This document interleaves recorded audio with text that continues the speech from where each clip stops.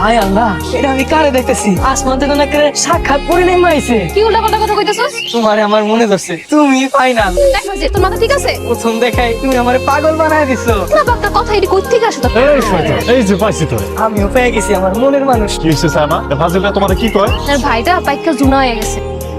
এই এটা তুই কি করলি? ব্যাংকটা ভেঙে বানালি? টাকার মেলা দরকার গো ভাইজান। তোর আবার কিসের টাকা দরকার নেই? আর তোর যদি কোনো কিছু দরকারই হইতো তাহলে তো আমারে কইতি। পার্সোনাল কাম গো ভাইজান, এই সব কাম নিজের টাকা দিয়ে করতে হয়। ভাই ব্রাদারের টাকা দিয়ে করলে সফল হওয়া যান। বাবা রে, নিজের হাতে খাইতে পারো না, তোমার আবার পার্সোনাল কাম না?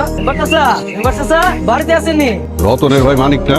জি মেম্বার। আমাকে বাড়িতে সকাল সকাল কি মনে করে আইলি? আবার হাতে মিষ্টির প্যাকেট? আসলে চাচা আমি আসছিলাম একটা শুভ কামে, আর শুভ কামে তো মিষ্টি লাগে তাই না? কি শুভ কাম? আপনার মাইয়ার বিয়ার প্রস্তাব নিয়ে আসছি। তোর মাথা ঠিক আছে? এই সাইমা, সাইমা কি হইছে? আপনি এমন চিল্লাচিল্লি করতেছো কেন? দিচ্ছি, সকাল সকাল বাড়িতে মিষ্টির প্যাকেট নিয়ে এসে আয়া কইতাছে তোর বিয়ার প্রস্তাব নিয়ে নাকি আমার বাড়িতে। এই বান্দর, তুই মিষ্টি নিয়ে আমার বাড়ি পর্যন্ত চলে আইছো? কি রে, ঘটনা কি? আপনার ঘটনা কিছু না, তুমি তোমার কাজে যাও, ওরে আমি দেখতেছি। যাও।